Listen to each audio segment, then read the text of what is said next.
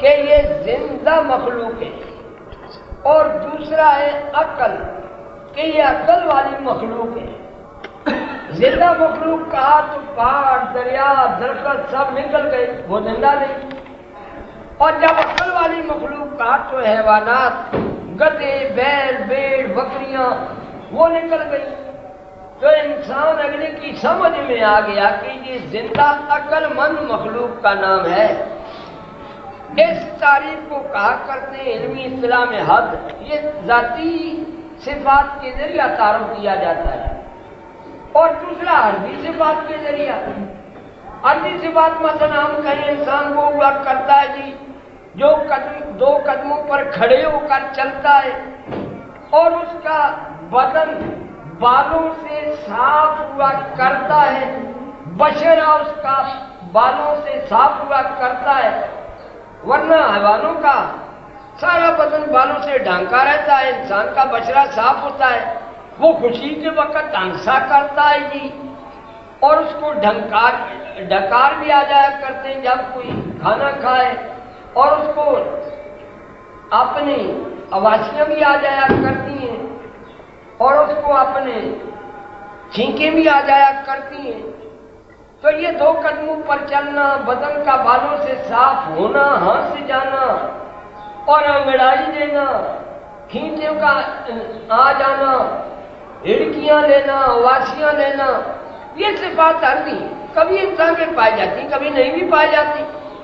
ہر وقت تو انسان ڈکار نہیں لیتا رہتا، نہ ہر وقت ہنستا رہتا ہے، نہ ہر وقت تو واسیاں لیتا رہتا ہے، نہ ہر وقت اس کو وہ ہچکیاں آتی ہیں، اور نہ ہر وقت اس شخص کو انگڑائیاں دینی پڑتی ہیں، نہ واسیاں آتی ہیں، کبھی کبھی آ جاتی ہیں یہ چیزیں۔ تو اگر ہم انسان کو ان صفتوں کے ذریعہ سمجھائیں تو یہ دوسرا طریقہ ہوا کرتا ہے سمجھانے کا، صفات عرضیہ کے ذریعہ۔ اب خدا کی صفت کوئی عرضی نہیں، کیونکہ خدا کی جو بھی صفت ہے وہ اس کی ذات کے ساتھ لازم ہے۔ اس لحاظ سے خدا کی کسی تعارف جب کرائیں گے، معرفت کرائیں گے، تو اس کی ذاتی صفتوں کے ذریعہ کرائیں گے، لیکن اس کی ذاتی صفتوں کی پھر دو قسمیں ہیں۔ وہاں بھی ذاتی کا لفظ استعمال ہوتا ہے، لیکن وہاں یہ معنی نہیں ہوتا۔ ایک صفات ذاتیہ بھی کہلاتی ہیں، صفاتیں ان کو اختیاراتی صفات بھی کہتے ہیں، اور ان کو خصوصیاتی صفات بھی کہتے ہیں۔ یہ صفات ذاتیہ، شاید اختیاراتی صفات یا خصوصیاتی صفات وہ ہیں جو خدا کے سوا مخلوق میں سے کسی میں نہیں پائی جاتی۔ خدا کی وہ صفتیں جو مخلوق میں بالکل نہ پائی جائیں ان کو الوہی صفتیں کہتے ہیں، یہ علم کی زبان ہے۔ اور اللہ کا معنی یہ ہے کہ ایسی ذات کا نام ہے جس ذات میں وہ صفتیں پائی جاتی ہیں جو مخلوق میں بالکل نہیں پائی جاتی۔ لیکن خدا کی دوسری قسم ہے صفتوں کی، ان کو عارضی نہیں کہتے۔ عارضی صفت تو وہ ہوتی ہے کبھی آئی عارضی چیز ہے، کبھی چلے گئی۔ ان کو اضافی صفتیں کہتے ہیں کہ مخلوق کی نسبت ان میں موجود ہے، مخلوق میں وہ پائی جاتی ہیں۔ اور ان کو ثبوتی صفتیں بھی کہتے ہیں کہ وہ مخلوق میں ثابت رہتی ہیں۔ انہی کو فیضانی صفات بھی کہتے ہیں کہ وہ فیضان ہوتی رہتی ہیں۔ مثال کے طور پر اللہ کی ذاتی صفات یا علوی صفات یا اختیاراتی صفات یا خصوصیاتی صفات جو نام استعمال کر لیں، علوی صفات کہہ دیں، ذاتی صفات کہہ دیں، اختیاراتی صفات کہہ دیں، خصوصیاتی صفات کہہ دیں، ان چاروں لفظوں کا مطلب ایک ہوگا۔ اور یہ صفتیں وہ ہوں گی جو لفظ اللہ کے اندر ہی سے سمجھی جائیں گی۔ ہر چیز کا ذاتی نام جب استعمال ہو جایا کرتا ہے تو سننے والا اس چیز کی معرفت اور اس کی ذاتی صفتیں اسی نام سے سمجھ آیا کرتا ہے۔ آپ کہیں آپ کے جیب میں کیا ہے تو میں کہوں گی 1 روپے کا نوٹ۔ اب 1 روپے کے نوٹ ایک نام ہے ایک چیز کا، ایک سکہ کا، آپ اس کی پوری حقیقت سمجھ لیں گے کہ یہ اس کام آیا کرتا ہے، کوئی چیز خریدنی ہو دے دو، اتنی مقدار میں فلاں مل جاتی ہے، اتنی مقدار میں فلاں، اتنی مقدار میں فلاں۔ تو ناموں اسی چیز کا تعارف ہوا کرتا ہے۔ پاک ایسا ذاتی ہے کہ اس سے اس کی ساری وہ الوہی صفتیں سمجھے جاتی ہیں، اور الوہی صفتوں کے متعلق ان ائمہ نے جنہوں نے قرآن حدیث پر گہرا مطالعہ کر کے بڑی بصیرت حاصل کی اور قرآن سے خود ثابت کیا کہ 7 صفتیں خدا کی ایسی ہیں کہ جو اسی کے ذات کے ساتھ مخصوص ہیں، وہ مخلوق میں نہیں پائی جاتی، یہ الوہی صفتیں ہیں۔ مثلا سورۃ اخلاص کے اندر احد ہم تم آپ پڑھتے ہیں، واحد جو ہم مخلوق کو کہتے ہیں کہ یہ واحد ہے کہ ایک شخص، لیکن احد خدا کے سوا کسی کو نہیں کہتے۔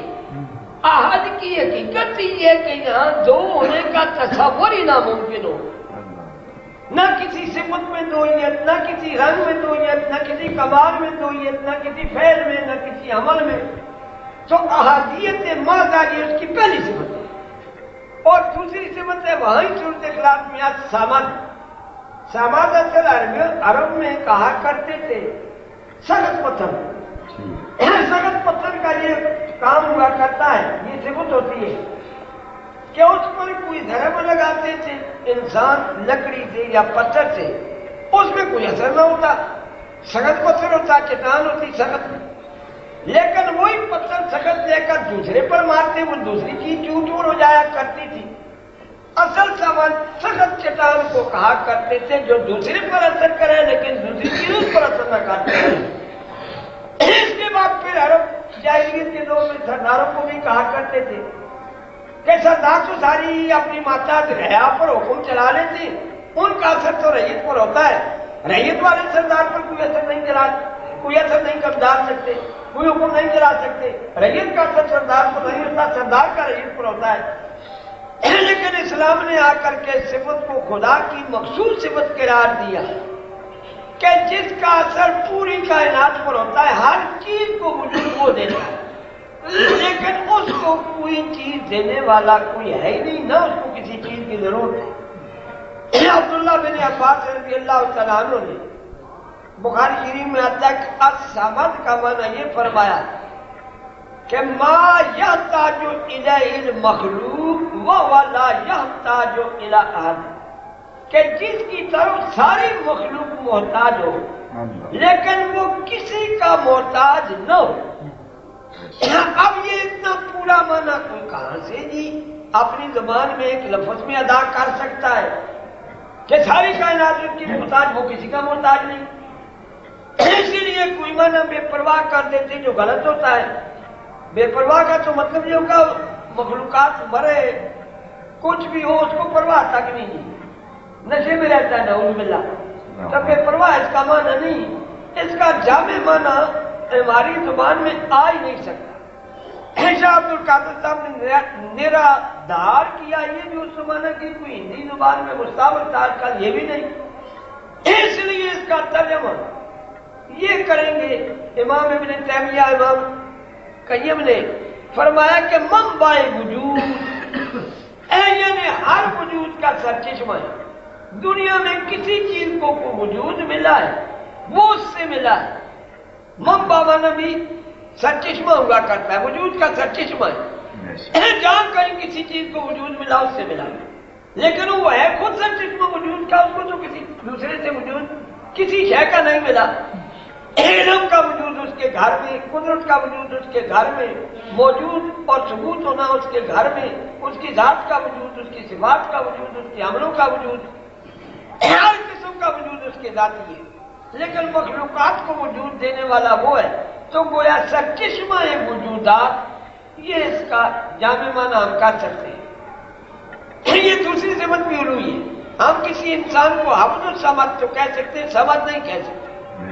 تیسری صفت ہے بدیع، بدیع السماوات والارض، اسی مادہ سے بدعت نکلا ہے نا۔ بدعت تو ہم اس کو کہتے ہیں جو شریعت میں موجود شے نہ ہو اور ہم اس کو شریعت میں موجود کر دیں، لیکن اصل حقیقی معنی اس کا یہ کہ شے موجود نہ ہو، عدم سے موجود کا بنا دینا، کچھ نہ ہو اور موجود بنا دے۔ بدیع کا معنی یہ عدم محض سے چیزوں کو موجود کرنے والا، عدم محض۔ خالق کا معنی یہ نہیں خالق کا معنی ہے کسی چیز کو صورت کے ساتھ پیدا کرنے والا. خالق کو خلق کا معنی کوئی صورت ہوا کرتا ہے عربی پرانی میں. اس لیے خالق خدا کی صفت ہے اس معنی میں کہ چیزوں کو کسی صورت کے ساتھ پیدا کرنے والا ہے. اور بارئ وہ بھی اس کی ایک صفت ہے. لیکن بارئ کا معنی یہ ہے کہ ہر چیز کو کسی امتیازی صفت کے ساتھ پیدا کرنے والا، خاص شکل کے ساتھ پیدا کرنے والا خالق کا معنی ہے، اور خاص صفت کے ساتھ پیدا کرنے والا بارئ کا معنی ہے.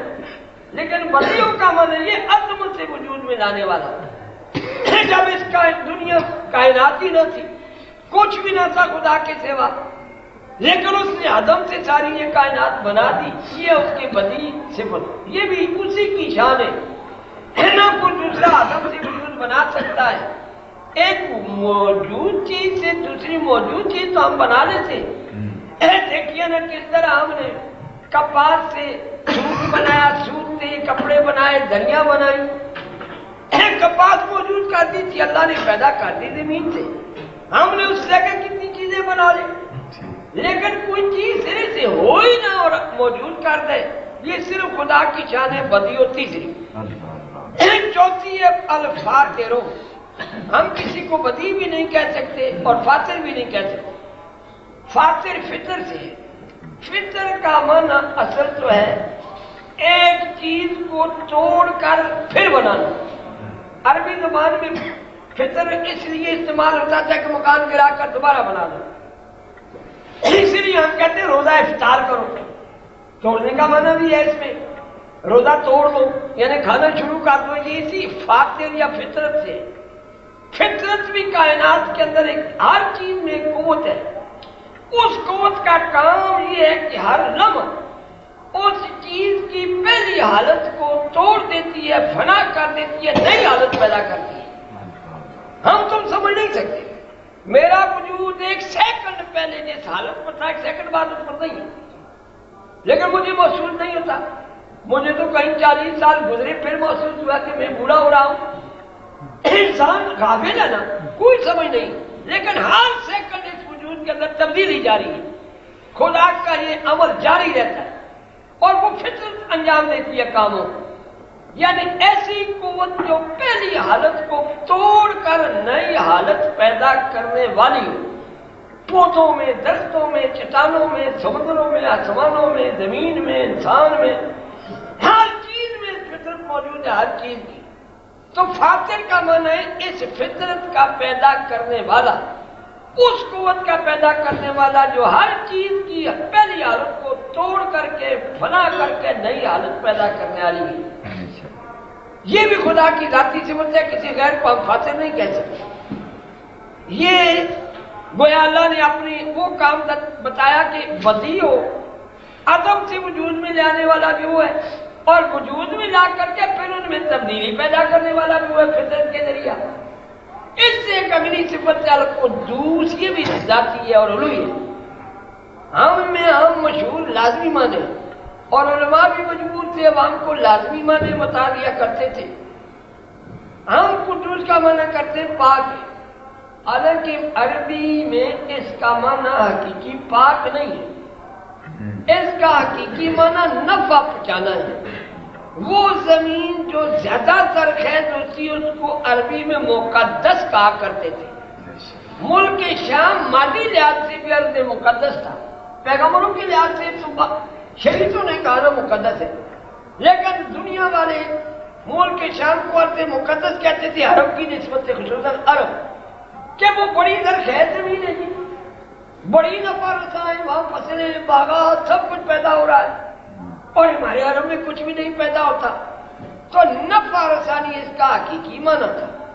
لیکن جب یہ خدا کی صفت بن گیا تو اب قدوس کا معنی مطلق نفع پہنچانا نہیں، بلکہ یہاں بھی علمی باتوں میں کہیں میں گہرا میں چل جاؤں کہ اس دنیا میں یہ قاعدہ کلیہ ہے، فلسفہ کا، سائنس کا، ہمارے علم دین کا بھی، کہ جو بھی چیز اس دنیا میں پیدا ہوتی ہے اس میں نفع بھی ہوتا ہے، ضرر بھی. کوئی چیز ایسی نہیں کہ اس میں نفع ہی نفع ہو. انسان کا، انسان نے اپنے لحاظ سے سوچ لیں، انسان اور کوئی چیز ایسی نہیں کہ اس میں ضرر ہی ضرور ہو، نفع کوئی بھی نہ ہو۔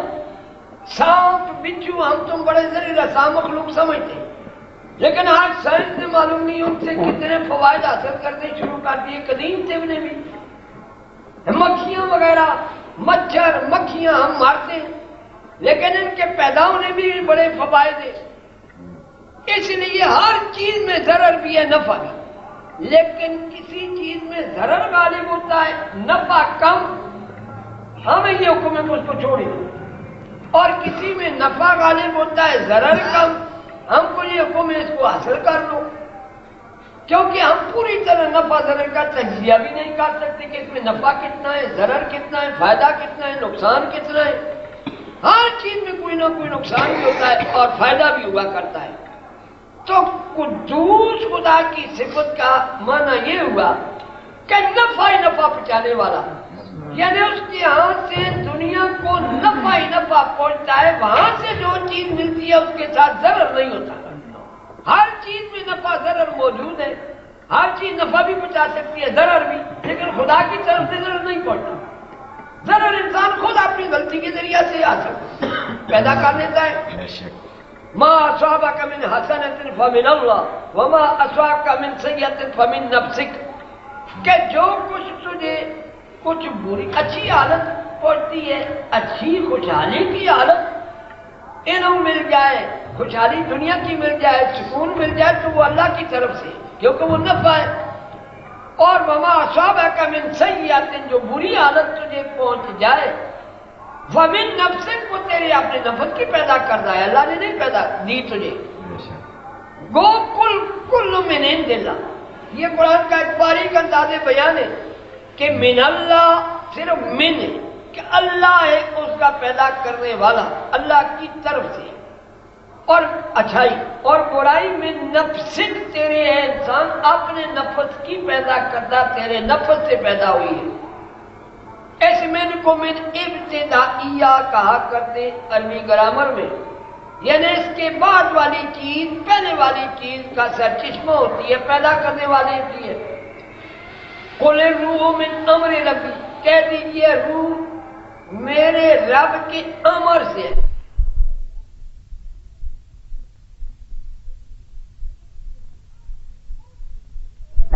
امر کن سے یہ پیدا ہوئی ہے قوت، لاہوتی قوت ہے انسان میں، اور امر کن ان کا پیدا کرنے والا ہے، امر کن سے پیدا ہوئی ہے۔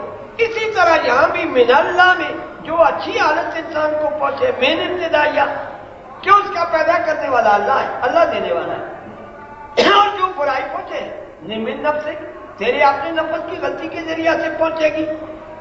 یہ ایک طویل فلسفہ ہے، شاہ ولی اللہ اور امام غزالی وغیرہ نے پیش کیا، ایک انسان کو جہاں کہیں بھی کوئی گناہ کرتا ہے یا ضرر پہنچتا ہے، اس کی اپنی کسی برائی کے ذریعے سے، غلطی کے ذریعے سے پہنچتا ہے، اور جو کچھ اچھائی پہنچتی ہے انسان کو اپنے عملوں پر، وہ خدا کی طرف سے آتی ہے۔ ہر برائی حدوں میں ہر اچھائی موجود ہے، انہوں نے علمی مسئلہ لمبا چوڑا چھیڑا ہے، لیکن آگے آتا ہے کل، کہہ دیجئے کل، ہر اچھائی اور برائی من عند اللہ، وہاں ہندا کا اضافہ ہے، ہم لوگ اس فرق کو سمجھ نہیں سکتے، وہاں یہ نہیں کہ من اللہ ہے کہ ہر اچھائی برائی اللہ نے پیدا کی، اللہ کی طرف سے ہے، یہ معنی نہیں، من عند اللہ، اللہ کی جانب سے، اللہ کے قریب سے ہے، یا اللہ کی طرف جانب سے ہے، اللہ کی جیب سے ہے۔ مراد یہ ہے کہ برائی بھی تجھے پہنچے گی تو وہ بھی کچھ اسباب کے ذریعے سے پہنچے گی، ان اسباب کا خالق بھی اللہ ہی ہے، اور اچھائی پہنچے گی وہ بھی اسباب کے ذریعے سے پہنچے گی، اسباب کا خالق اللہ ہی ہے۔ تو اچھی حالت پیدا کرنا بھی اللہ اسباب کے ذریعے سے پیدا کرتا ہے، اور بری حالت پیدا کرے انسان کو تکلیف پہنچائے وہ بھی اسباب کے ذریعے سے پیدا کرتا ہے۔ دونوں کے اسباب تو اللہ کے پاس سے، اللہ کی طرف سے، اللہ کی جانب سے، لیکن خود جو نفع پہنچتا ہے وہ براہ راست خود سرچشمہ اس کا خدا ہوتا ہے، اور ضرر جان پہنچتا ہے اس کا سرچشمہ انسان خود ہوتا ہے۔ تو قدوس کا پورا معنی یہ ہے کہ ضرر سے پاک چیزاں نفع رساں ذات، ایسی ذات جس کی عطا میں نفع ہی نفع ہے، ضرر ہے ہی نہیں۔ فرشتوں نے کہا تھا نحن نسبح بحمدک ونقدس لک، عام علماء کہہ دیا کرتے ہیں کہ تسبیح میں بھی مانا یہ آپ پاکی بیان کرتے ہیں تیری، حالانکہ فرشتے بیان نہیں کرتے، وہ عمل سے کیا کرتے ہیں، لیکن آگے جا کر نقدس کا بھی مانا پاکی بیان کرتے ہیں، تو تعویلیں کرتے ہیں، حالانکہ نقدس کا مانا خود امام راغب تک اور امام ابن تیمیہ سب نے بیان کیا، یہ ہے اللہ نقدس، ہم چیزوں کو پاک کرتے رہتے ہیں ضرر رسانی سے تیرے لیے، چیزوں میں جہاں تیری منشا ہوتی ہے کہ جہاں ضرر ختم ہو جائے ہم وہ ضرر ختم کر دیتے ہیں چیزوں میں، جہاں کہیں تیرا حکم ہو کہ یہ زہر اثر نہ کرے ہم اس کو پاک کر دیتے ہیں زہر سے، کوئی زہر کھاتا ہے اس کے لیے تریاق بن جاتا ہے، جہاں کہیں تیرا حکم ہو کہ انسان آ رہا ہے سانپ کے اب ڈسنے کا خطرہ ہے،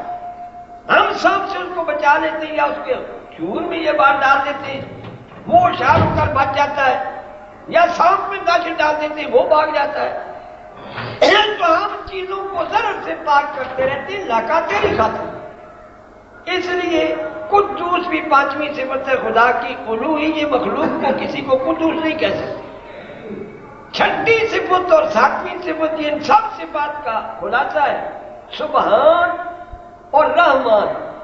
سبحان اس کی ایک قسم کی جلالی صفت ہے اور رحمان اس کی جمالی صفت ہے۔ جلال کا خلاصہ اتنا سمجھ لیں کہ دبدبا اور فرما روائی، اور جمال کا معنی عطا و بخشش۔ تو سبحان یہ لمبی تفصیل کئی دفعہ میں نے عرض بھی کی ہے کہ سب خون سین بے کا معنی حرکت کرنا ہے۔ سورہ مزمل میں جب حضور پاک کو اللہ تعالیٰ نے تہجد رات کے وقت پڑھنے کا حکم دیا تھا نا، تو وہاں فرمایا تھا ان لک فی النہار صبحا طویلا، تو رات میں اس لیے نماز تہجد پڑھا کر کے دن میں تیرے لیے لمبا چوڑی تگو دھو ہے، بڑے جھگڑے ہیں، بڑے کام ہیں، دوڑ دھوپ ہے، تو وہاں سبحان اسی لفظ ہے جیسے سبحان تسبیح ہے۔ باتیں کا معنی حرکت کرنا ہے، تگ و دو کرنا ہے، جدوجہد کرنا ہے، اور اسی لیے صورت یاسین میں بھی آتا ہے، 97ویں پارے کی صورت انبیاء میں بھی آتا ہے، کائنات کے سب ان سیاروں تاروں زمین وغیرہ کے لیے کہ کل فی فلکی یسبحون، یسبحون اسی سبحون کے لفظ سے بنا مضارعہ کا صیغہ کہ ہر چیز اپنے مدار میں گردش کر رہی ہے، یہ سب چیزیں اپنے مدار میں یعنی اپنے گردش کی جگہ میں حرکت کر رہی ہیں، زمین بھی متحرک ہے، سورج بھی متحرک ہے، سارے کائنات متحرک ہے۔ ہمارے تمہارے لیے تو سورج ایک کی جگہ نظر آتا ہے نا، لیکن یہ ایسا ہی ہے جیسے ہم بس میں بیٹھے ہوئے سیٹ پر، تو مجھے اپنے سیٹ کا ارد گرد تو میرا نہیں بدلے گا، کون بس پاس لوٹی جا رہی ہے، تو یہ سورج کا حال ہے کہ ہمارے تمہارے لیے تو سورج جہاں ہے وہیں رہتا ہے، لیکن اپنے مدار میں اس کی بھی اپنی کوئی حرکت ہے، اور ہر سیارہ دنیا میں حرکت کرتا ہے۔ آج سائنس یہ کہتی ہے کہ یہ پوری کائنات جہاں تک ہماری دوربینیں پہنچ سکی ہیں، اربوں کھربوں میل بلندی تک رواں دوائیں معلوم نہیں کدھر جا رہی ہے، کہاں جا رہی ہے، یعنی ہر چیز متحرک ہے، حرکت کرتی ہوئی کہیں دوڑ رہی ہے۔ تو یہی معنی یسبحون کا کہ یہ تارے سیارے زمین آسمان سب اپنی گردش کی جگہ میں گردش کر رہے ہیں، حرکت کر رہے ہیں، چل رہے ہیں۔ اسی سے تسبیح نکلا، تسبیح کا معنی اور سبحان نکلا تھا پہلے، پھر تسبیح نکلا۔ سبحان کا معنی یہ سلطان کے وزن پر ہے نا، یہ صیغہ ایسا ہوتا ہے کہ وہ اس لفظ میں جو صفت ہوتی ہے جس کو حاصل ہو جائے اس کے لیے یہ لفظ بولا جاتا ہے۔ فولان اس کو گرامر کی زبان میں کہتے ہیں۔ ہم مثلا قرآن ہماری آسمانی کتاب کا نام ہے، اور یہ قرات سے پڑھائی ہوئی کتاب، ایسی کتاب جس کو پڑھائے جانے کا کمال حاصل ہے۔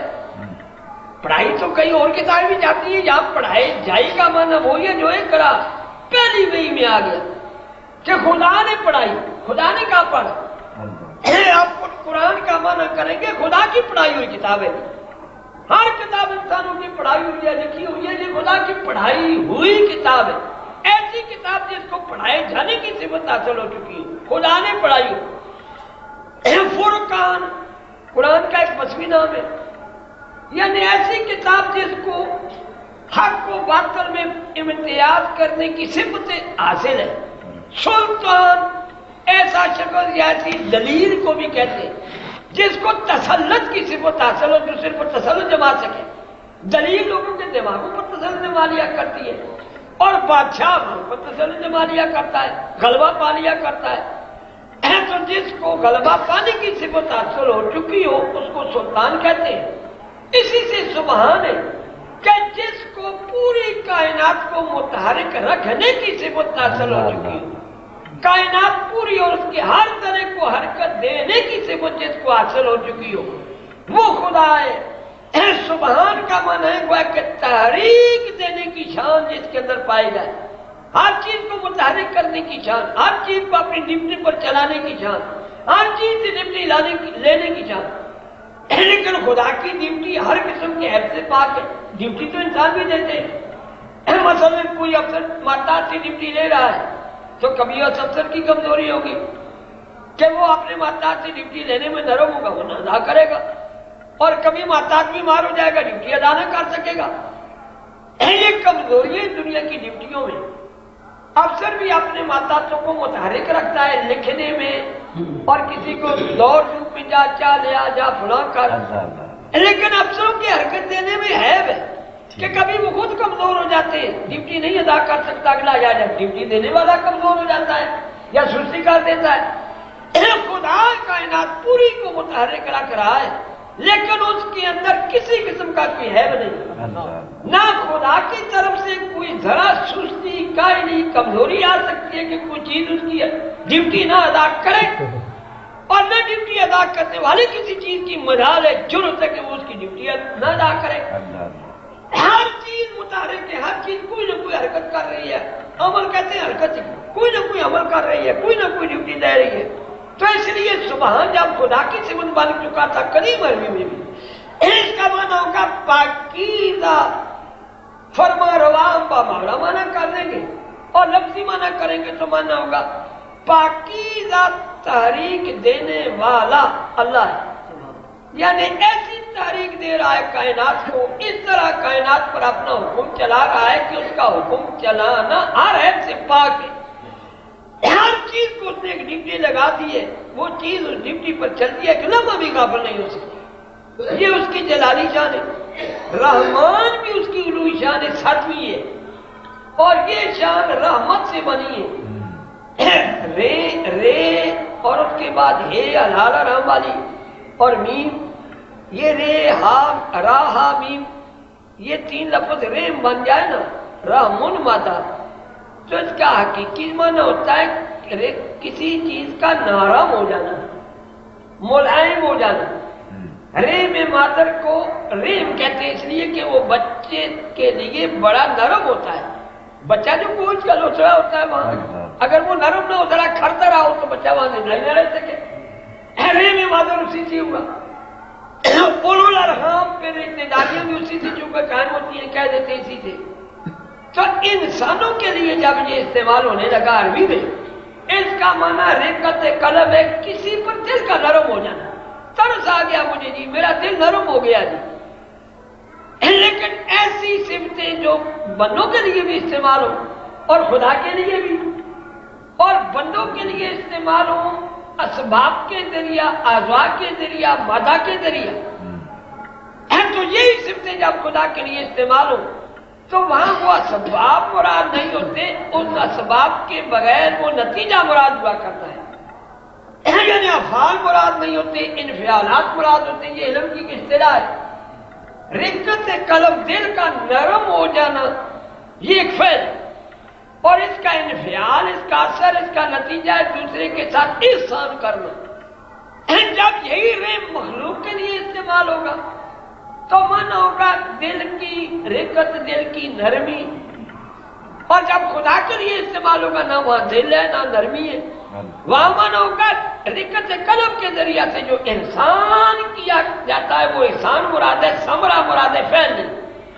اس لیے یہ رحمان بھی اسی سے بنا، رحیم بھی اسی سے بنا۔ رحمان کا معنی بھی ہے کائنات پر احسان کرنے والا، اور رحیم کا معنی بھی ہے کائنات پر احسان کرنے والا، لیکن ان دونوں میں فرق ہے بڑا۔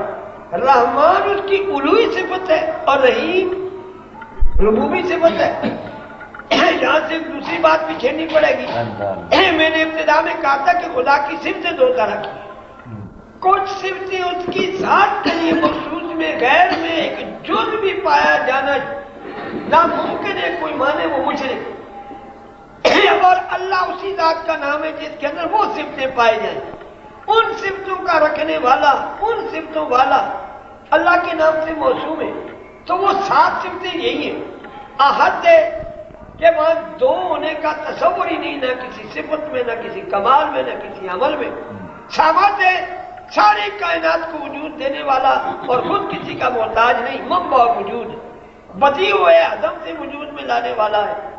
الفاطر ہے، ہر چیز میں ایک فطرت پیدا کر کے اس چیز سے آگے، اس چیز کو آگے بڑھاتا رہتا ہے، پچھلی حالت ختم کرتی ہے، وہ فطرت اگلی نئی حالت پیدا کرتی رہتی ہے۔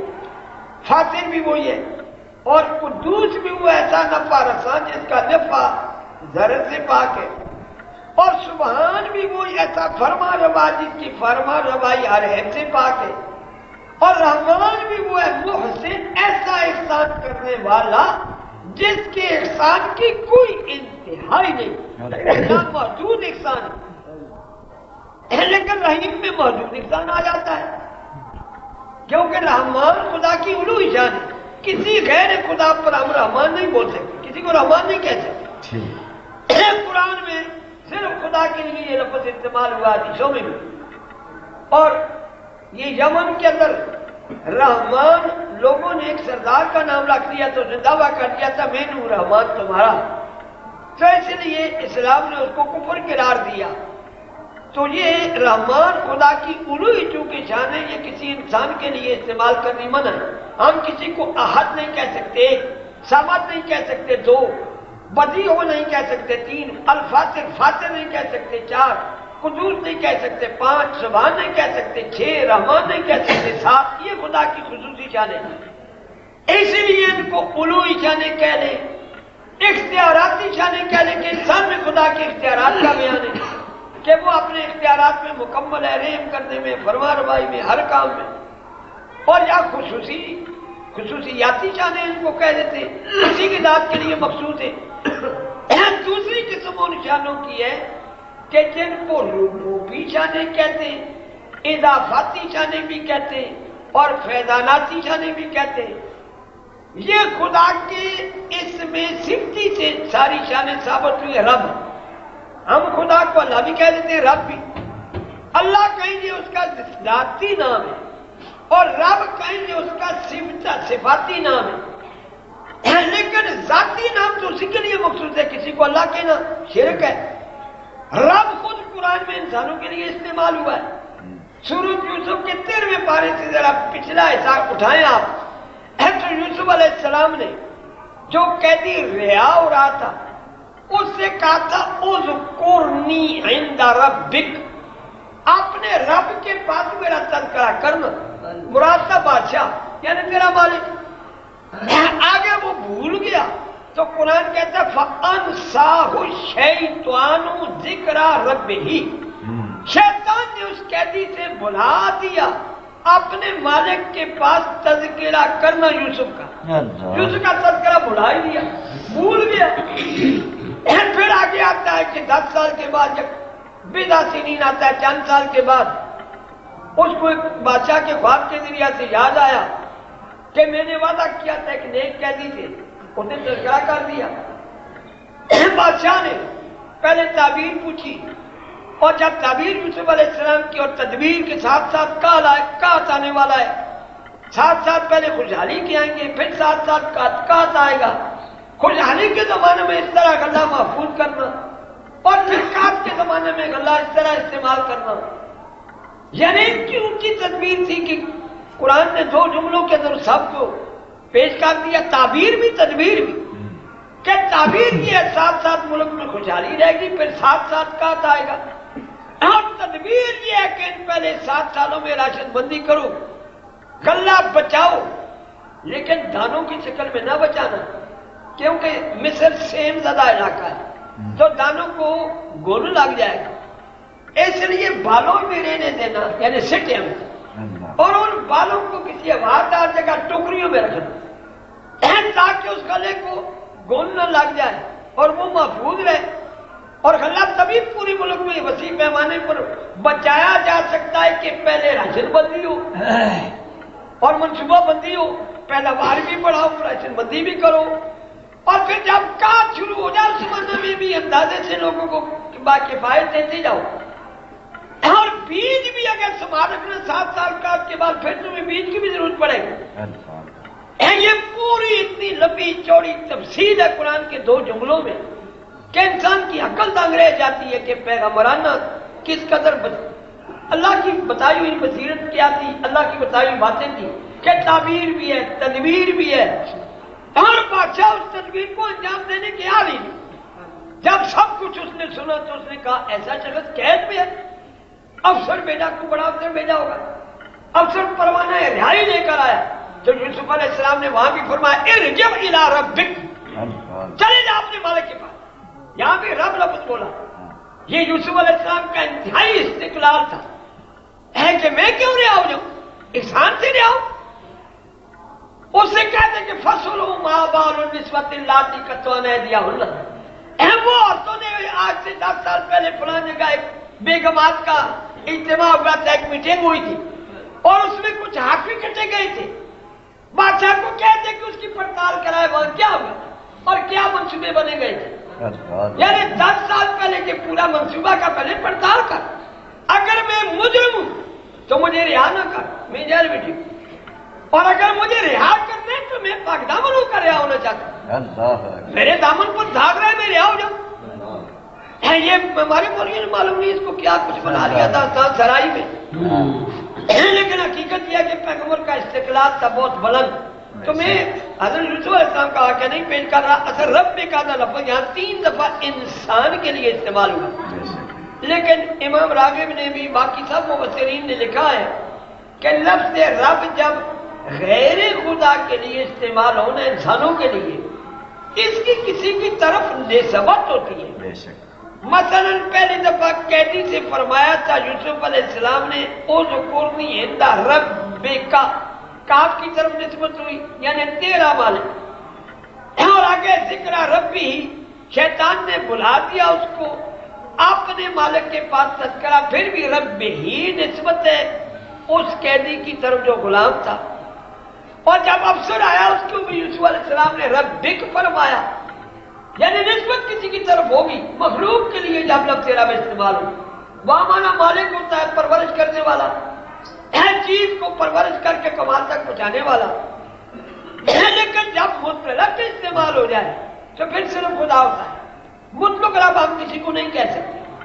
مثلا سبا، سورۃ سبا ہے، اور سورۃ سبا 22ویں پارے میں آتی ہے، اس کے اندر سبا کی قوم کا قصہ بیان کرتے ہوئے اللہ فرماتے ہیں ان کی خوشحالی کا دور کہ اللہ نے ان پر کتنا بڑا فضل کیا تھا کہ جس شہر میں دارالحکومت تھا ان کا بادشاہ حکومت والے سردار رہتے تھے، اس کا حال یہ تھا کہ بلدۃ طیبۃ ورب غفور، وہ شہر بھی بڑا پاکیزہ تھا اور وہاں اللہ تعالیٰ رب خود غفور ان کی عبادت کرنے والا تھا۔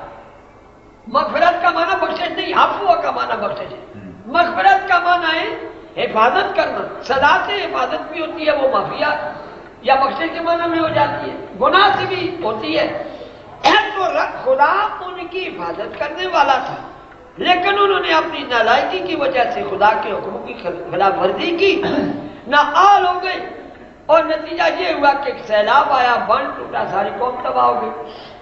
تو وہاں رب کن آیا خدا کے لیے، وہاں خدا کے سوا وہاں کا بادشاہ مراد نہیں، امام راغب نے بھی لکھا ہے اور تفسیر بیضاوی، ابن کثیر وغیرہ سب نے، اسی طرح قرآن میں مذمت آتی ہے یہود و نصارہ کی، اتخذوا احبارهم ورهبانهم اربابا من دون اللہ، ارباب جمع آ گیا رب کی۔ لیکن یہودیوں عیسائیوں نے بنا لیا اپنے پیروں اور اپنے مولویوں کو رب۔ رب بنانے سے مراد صحابہ نے پوچھا حضور کو رب تو نہیں کہتے اپنے مولویوں پیروں کو؟ حضور پاک نے فرمایا، بخاری مسلم میں آتا ہے، کیا مولوی پیر جس چیز کو جائز کہتے ہیں وہ لوگ جائز مانتے ہیں یا نہیں؟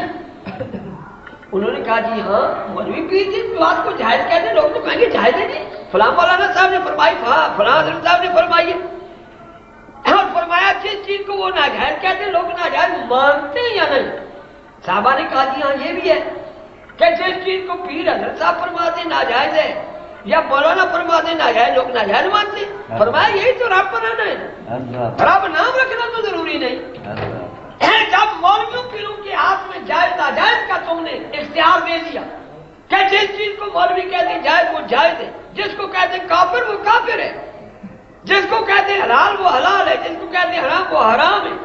حضرت صاحب جس چیز کو فرماتے ہیں کہ جائز ہے جی، ناچنا بھی، قوالیاں بھی کرنی ہیں اور بھنگ چرس بھی، تو کہتے ہیں جی جائز ہے، فلاں اتنے بڑے حضرت صاحب یہ کہہ رہے ہیں، حضرت صاحب کہتے ہیں یہ بات ناجائز ہے تو ہم کہتے ہیں ناجائز ہے۔ تم یہودیوں عیسائیوں نے اپنے مولویوں پیروں کو اختیار دے دیا تھا جائز ناجائز بنانے کا، اللہ نے فرمایا انہوں نے مولوی پیروں کو رب بنا لیا۔ یہاں بھی رب مطلق ہے، یعنی خدا کا درجہ دے لیا ہے، تو رب مطلق کو نسبت نہ ہو کسی کی طرف، اضافت نہ ہو، پھر خدا مراد ہوتا ہے، اور جب کسی کی طرف نسبت ہو تو پھر خدا بھی ہو سکتا ہے اور مخلوق بھی ہو سکتی ہے۔ اللہ بھی ہے رب السماوات والارض، رب العالمین، یہ مشترکہ صفت ہے، یہ صفتی نام مشترکہ ہے، خدا میں بھی پایا جاتا ہے مخلوق میں بھی۔ خدا بھی پرورش کر کے چیز کو کمال تک پہنچاتا ہے، انسان بھی اپنے بچوں کو، نوکروں کو، غلاموں کو، رعایا کو پرورش کر کے کمال تک پہنچاتا ہے، استاد اپنے شاگردوں کو۔ اسی طرح یہ لفظ مشترک ہے خدا میں مخلوق میں، اور اس سے جتنی صفتیں رب کے تحت سمجھے جائیں گی وہ سب اللہ اور مخلوق میں مشترک ہے، یعنی ایسی صفتیں جن کو کہتے ہیں ربوبی صفتیں، جو لفظ رب سے سمجھے جائیں گے، رب کی شاخیں ہوں گی، ربوبی صفتیں بھی کہہ دیتے، اور انہی کو ذاتی صفتیں کہہ دیتی ہیں کہ ان کا فیضان ہے انسان، انسان بھی ان صفتوں کو رکھتا ہے، خدا بھی، انسان بھی علم والا ہوتا ہے عالم، اور خدا بھی علم والا ہے، انسان میں بھی قدرت ہے اور خدا بھی قدرت والا ہے، انسان سمیع ہے، سننے والا ہے، خدا بھی سمیع ہونے، انسان بھی بصیر ہے، دیکھنے والا، خدا بھی بصیر ہے۔ اس طرح کتنی بھی صفتیں قرآن میں شمار کرتے جاؤ نا، ربوبیت ان 7 صفتوں کے علاوہ سب ربوبیت یہ مخلوق میں پائی جاتی ہے، انسان میں پائی جاتی ہے اور خدا میں بھی، لیکن یہاں 3 بنیادی فرق ہوتے ہیں۔ پہلا فرق یہ کہ خدا میں جب یہ صفتیں استعمال ہوں گی اس کی ذاتی ہوگی، اس کو کسی نے دی نہیں، اور بندوں کے لیے استعمال ہوگی تو عطائی کہ خدا نے دیے۔ جب ہم خدا کو کہیں گے علم والا تو مطلب اس کے گھر کا علم ہے اپنا ذاتی، اور کہیں گے فلاں مولانا صاحب علم والے ہیں بڑے جی، تو مطلب یہ اللہ نے علم عطا کیا ہے۔ مولوی صاحب اپنے ماں کے پیٹ سے جو علم لے کر نہیں آئے، عقل بھی اللہ نے دی، علم بھی اللہ نے دیا۔ ایک اس کی صفت ذاتی مخلوق کی عطائی، ایک یہ فرق کرنا ضروری ہے، جو نہ کرے وہ مشرک۔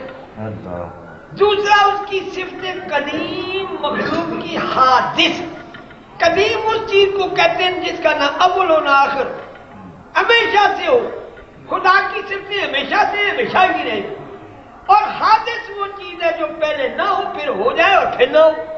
مثلا میرا وجود میں حادث ہو، میں پہلے نہیں تھا پھر پیدا ہوا، اب آپ کے سامنے زندہ ہوں، معلوم نہیں کتنی گھڑیاں زندہ یا کتنے سال زندہ رہے، پھر مر جاؤں گا، آپ بھی مر جائیں گے، میں بھی مر جاؤں گا، ہم تو حادث ہیں نا، پہلے نہ سے پھر موجود ہو گئے اور پھر نہ ہو جائیں گے۔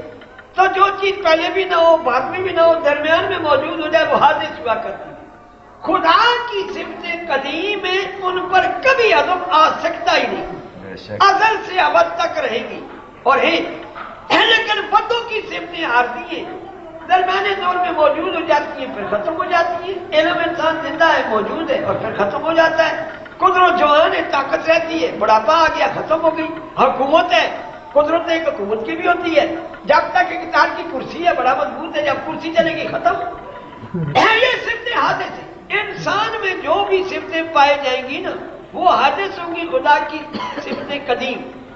اور تیسرا فرق یہ کہ خدا کی صفتیں غیر متناہی اور مخلوق کی متناہی۔ غیر متناہی کا معنی ہے لامحدود، خدا کی علم کی ہم کوئی حد جان ہی نہیں سکتے، نہ اس کی قدرت کی، نہ اس کے سننے کی، نہ اس کے دیکھنے کی، نہ اس کے کسی شان کی۔ لیکن ہماری ہر صفت موجود ہے، متناہی ہے۔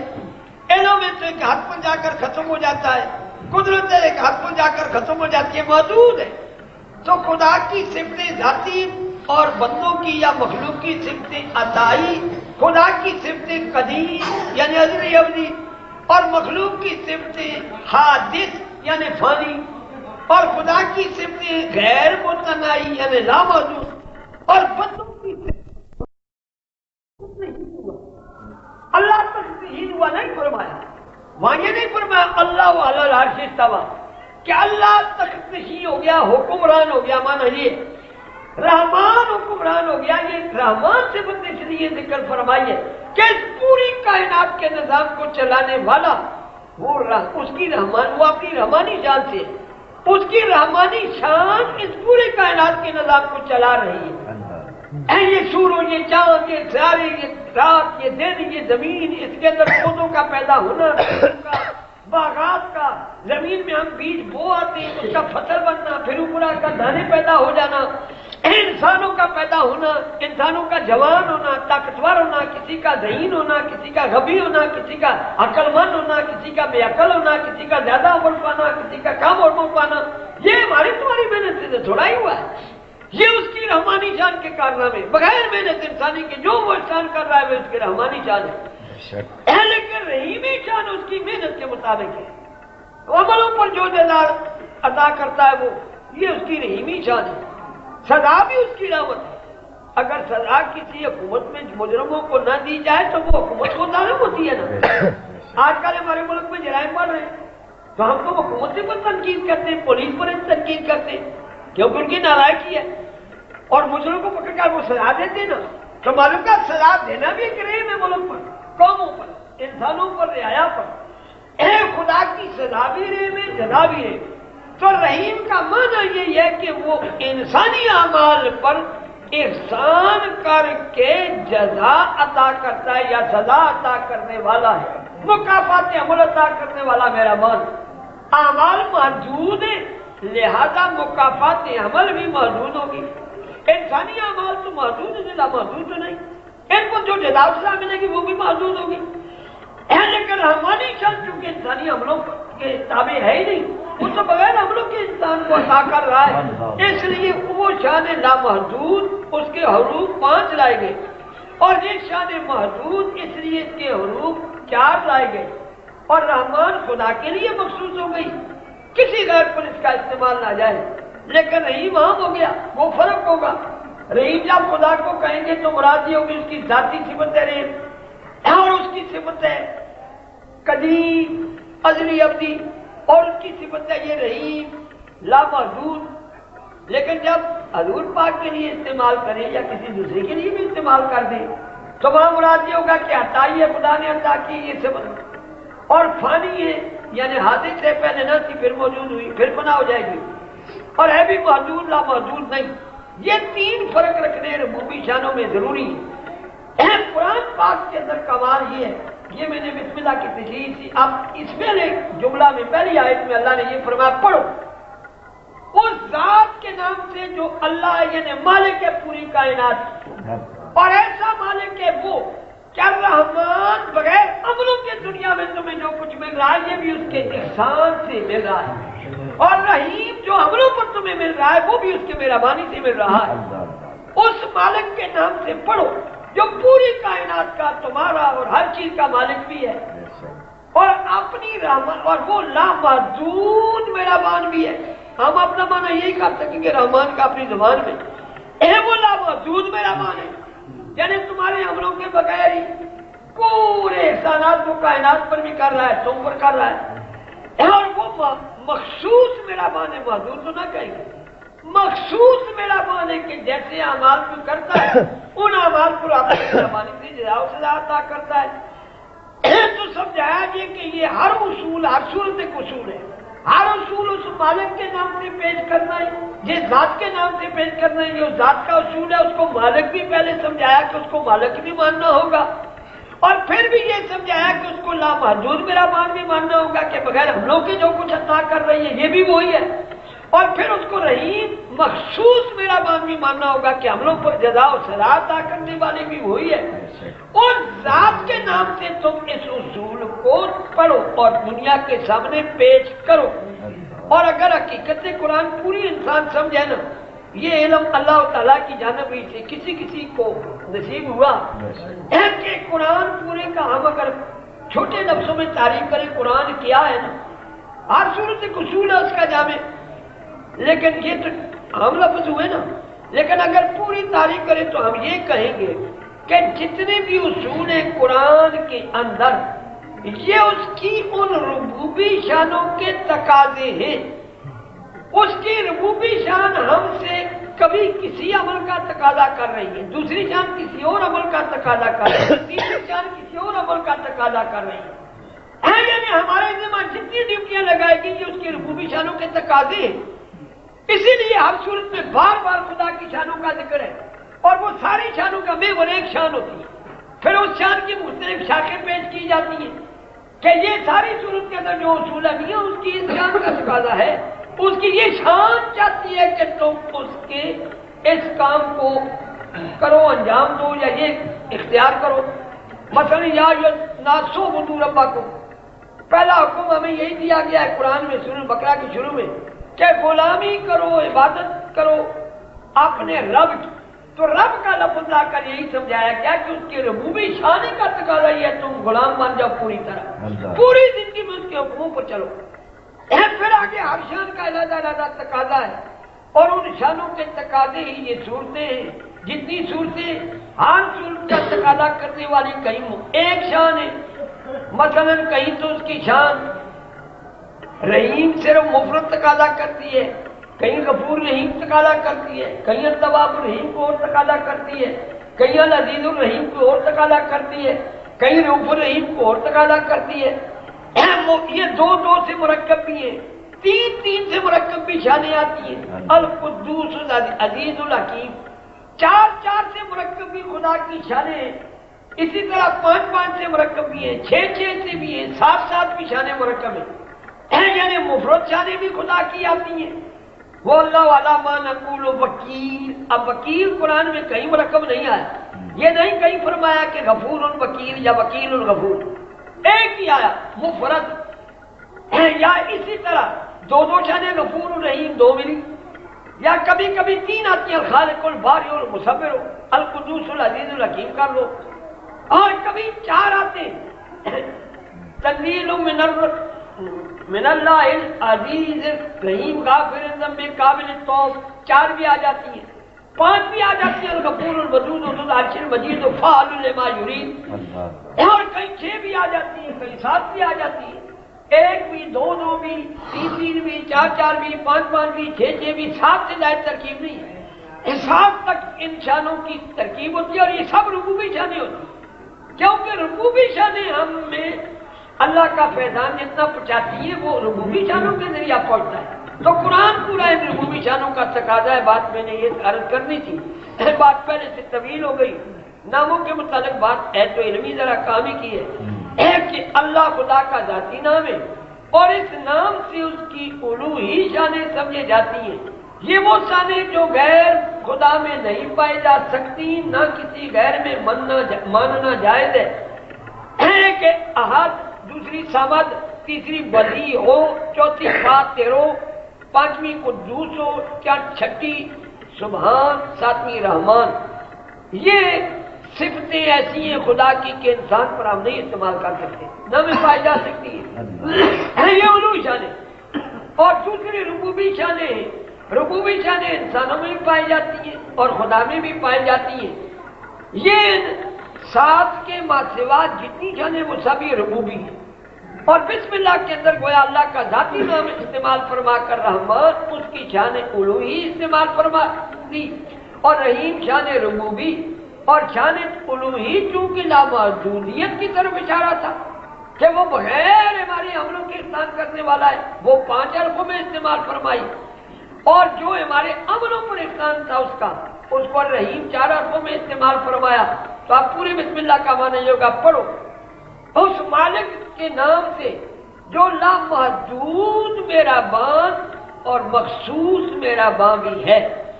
یہ ٹوٹے پھوٹے لفظوں میں ہم مفہوم سمجھا سکیں گے، ورنہ قرآن کی بلاغت کا تقاضا یہ اتنا اونچا ہوتا ہے کہ مختصر لفظوں میں کسی لفظ کا پورا جامع معنی نہیں آ سکتا۔ آج سوچتے پڑھ لیں، آج والے من سردی تھی آپ کی ذرا دیر سے میں تو وہی آ گیا تھا آگے انشاءاللہ۔ یہ تقریر 1 نمبر ختم ہو چکی ہے، 2 نمبر شروع ہونے والا ہے، ٹھیک ہے؟ اس نور میں ہم اپنی کائنات کی خدا کی صفتوں کو بھی سمجھ سکتے ہیں۔ پھر اس نور میں ایک تجلی فرما دی۔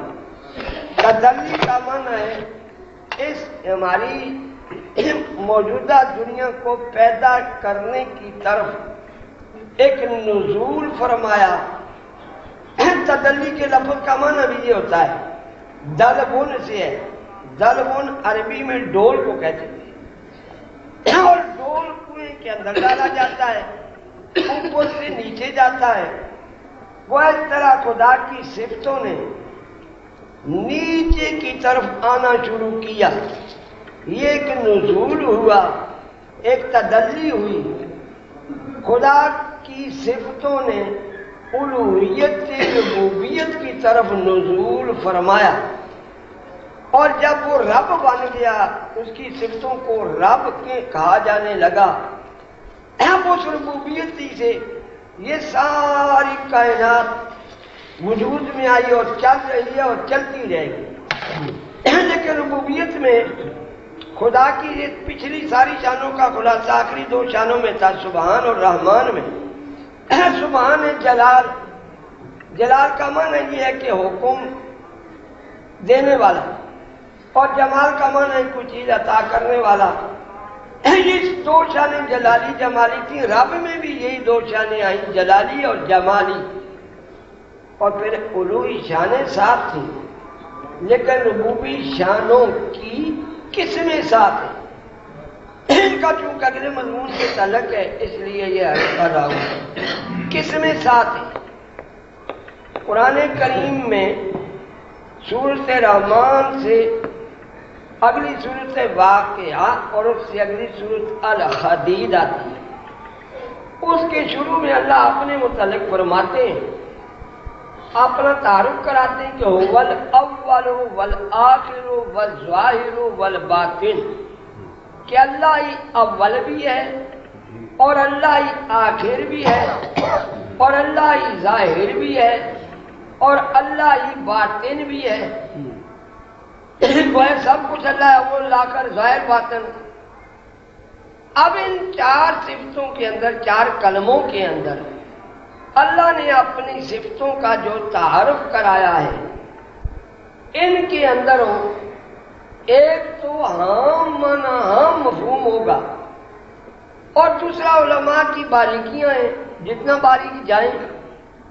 اسی لیے سب مفسرین نے یہ ایک قاعدہ کلیہ بنایا قرآن کی تفسیر کے مطابق کہ حضرت عبدالرحمن بن عوف نے حضور اکرم صلی اللہ علیہ وسلم کی یہ ایک حدیث ذکر کی ہے، مشکوٰۃ شریف میں بھی آتی ہے، ترمذی میں بھی، کہ حضور پاک نے خود فرمایا کہ لِكُلِّ آیَةٍ ظَاہِرٌ وَبَاطِنٌ، قرآن کی ہر آیت کے لیے ایک ظاہری معنی مطلب ہوا کرتا ہے اور ایک باطنی معنی اور مطلب ہوا کرتا ہے۔ ظاہر معنی اور مطلب تو اتنا عام ہونا چاہیے کہ عرب کے بدو بھی جس کو سمجھ سکیں۔ قرآن فہمی کے لیے یہ 2 بنیادی چیزیں ہیں، ایک یہ کہ اس دور کی عربی سے واقفیت ہو کہ یہ لفظ عرب اپنے محاورات میں کس معنی اور مطلب کے لیے بولا کرتے تھے، اور دوسرا یہ کہ قرآن کی ظاہری تفسیر ایسی ہونی چاہیے کہ جس کو حامی سے حامی آدمی بھی سمجھ سکے. مطلب قرآن کا سمجھنا یہ مشکل نہ ہو. آخر عرب بدو تھے، خواہ کتنے ذہین ہوں، کتنے اچھے زبان آور خطیب لیڈر شاعر، لیکن تعلیم یافتہ تو نہیں تھے. نہ منطق کا پتہ تھا، نہ فلسفہ کا، نہ ریاضی کا، نہ باقی علوم کا. ان بدوؤں کے سامنے جب پیغمبر خدا نے قرآن پیش فرمایا تو وہ ظاہر مطلب سمجھتے تھے. اس لیے قرآن کا ہر وہ مطلب اصل ہوگا جس کو ہر آدمی سمجھ سکے. البتہ اس سے آگے قرآن، یہ قرآن کا ظاہر ہے، اس سے آگے قرآن کا باطن ہے. اور باطن کے اندر جتنی بھی کوئی گہرائی میں کوئی عالم جائے گا، حقائق زیادہ سے زیادہ کھلتے جائیں گے، زیادہ سے زیادہ روشن ہوتے جائیں گے. قرآن کریم نے اپنے ہر اصول کی سچائی ثابت کرنے کے لیے جگہ جگہ اس کائنات کے اندر غور کرنے کا حکم دیا. اور اس کی وجہ یہ کہ یہ پوری کائنات کام خدا بندی ہے، خدا کا کام ہے، خدا چلا رہے ہیں. اور قرآن کریم کلام خدا بندی. تو ایک ہی ذات کا کلام کام سے خلاف تو نہیں ہو سکتا. ذات بھی پھر خدا کی ہو کہ میرا کلام کچھ ہو، کہوں کچھ اور عمل کچھ ہو تو میں تو انسان عیبدار بن جاؤں گا. خدا کی ذات تو ہر عیب سے پاک ہے. اس کا کلام اس کے کام کے بالکل مطابق ہے. جیسے کائنات میں اس کا نظام ہے ویسے ہی قرآن میں اس کا کلام ہے. اور ہم کائنات کے متعلق دیکھتے ہیں کہ ہزار چیزوں کو ہم لوگ سمجھ لیتے ہیں. کھیتی باڑی کرنی سیکھی لوگوں نے اور کر رہے ہیں اور کرتے آ رہے ہیں. مشینیں بنائیں، چیزیں بنائیں، کپڑے، آٹا پیسنا وغیرہ وغیرہ، ترقی کر رہے ہیں. لیکن کائنات کی اس دنیا کی گہرائیوں تک پہنچنے کے لیے جتنا زیادہ علم ہوتا جاتا ہے اس کی گہرائیاں بڑھتی جاتی ہیں. کوئی انتہا نہیں اس کائنات کی حقیقت کی. اس کی گہرائیوں تک انسانی عقل ممکن ہے اس دنیا میں پہنچ ہی نہ سکے. قدیم دور سے حضور اکرم صلی اللہ علیہ وسلم سے 4-5 ہزار سال پہلے سے انسان اس کائنات کے متعلق غور فکر کرنے لگا ہے. یہ عقلی علوم، یہ سائنس، یہ فلسفہ، منطق، یہ سارے علوم سب سے پہلے بابل میں شروع ہوئے. اور بابل کے اندر انہوں نے ترقی کی بڑی، یہاں تک کہ یہ موجودہ ایٹم جو ہے نا، اس سے ہم دنیا واقف ہے. ایٹم کی حقیقت یہ ہے کہ ہر چیز کے ایک چھوٹے ذرے میں بھی ایک مرکزی نقطہ ہوتا ہے، ایک مرکزی ذرہ ہوتا ہے، اور وہ سارے جسم کو اپنی مقناطیسی کشش سے اپنے ساتھ جوڑ رکھتا ہے. ایک چٹان ہے، اس کے اندر بھی ایک مرکزی نقطہ ہے، مرکزی ذرہ ہے. ایک لوہا ہے، اس میں مرکزی ذرہ ہے. ایک پانی کا قطرہ آپ یوں پانی چھڑک دیں تو وہ فوراً گول ہو جائے گا، کیونکہ ہر قطرے کے اندر ایک مرکزی ذرہ ہے. وہ سارے پانی کو گول بنا دیتا ہے اپنی کشش سے. وہی درمیانی ہر چیز کا مرکزی ذرہ ایٹم کہلاتا ہے موجودہ اصطلاح میں. اور قدیم زمانہ میں بابل والوں نے یہ ایجاد کی، تحقیق کی کہ وہ ذرہ منقسم نہیں ہو سکتا. انہوں نے کچھ تجربات کیے، اور لطف یہ ہے کہ سب سے پہلے تجربات کر کے جس شخص نے ہر چیز کی اصل حقیقت تلاش کرنے کے دوران ہر چیز کی حقیقت اس نے یہ آخری ذرہ غیر منقسم دریافت کیا. اس کو ذرہ غیر منقسم کہتے ہیں، اور ہر چیز کے اندر وہ موجود رہتا ہے. حتیٰ کہ ہم ایک کنگنی کا دانہ لے لیں، ایک چھوٹا سا ریت کا ذرہ لے لیں، ان کے اندر بھی ایک معمولی ذرہ ہوتا ہے مرکز میں. جس طرح ہمارے بدن میں دل ہے، ہر چیز کے اندر ایک ذرہ ہوتا ہے، وہ مرکزی ذرہ یہ اصل جو سے غیر منقسم ہے، منقسم نہیں ہو سکتا. اور اس تحقیق کا دریافت کرنے والا ہے. ہمارے ملتان کا ایک عالم تھا, یہاں سے وہ بابل گیا علم حاصل کرنے کے لیے, اور وہاں اس نے استن نامی ایک فلسفی تھے, اس الف ہے اور آگے سے ثبوت والی نون, استن نامی ایک فلسفی سے علم حاصل کیا اور علم حاصل کر کے اس کا جانشین بنا. اس نے یہ دریافت کی, اسی لیے اس کا نام ہی ذی مقراطیس ملتانی مشہور ہے فلسفہ کی تاریخ میں. یعنی اس مقراطیسی نقطے کو دریافت کرنے والا یا مقراطیسی ذرے کو دریافت کرنے والا ملتانی عالم. پھر بابل میں زوال آ گیا, اور یہ علم بابل سے جو لوگ پڑھ کر گئے تھے وہ یونان میں امبد کلیس نامی ایک عالم تھا, اس نے وہاں درس کھول دیا. پھر یونانیوں نے اس کو بڑا عروج دیا, لیکن یونانیوں میں دو نظریات ہو گئے. ایک نظریہ یہ کہ یہ مرکزی ذرا کوئی نہیں کسی چیز میں, ارسطو اسی کا قائل نہیں, افلاطون اس کا قائل تھا. ارسطو کہتا تھا ہے, اور پھر یونانیوں کا فلسفہ کچھ عروج پر پہنچا, پھر زوال آیا رومیوں کے دور میں. اسلام کا دور آیا تو اسی یونانی فلسفے کو عربی میں منتقل کیا گیا. پہلے کچھ کٹر قسم کے علماء نے مخالفتیں نہیں کی, لیکن علم تھا وہ اپنی طاقت سے آ گیا.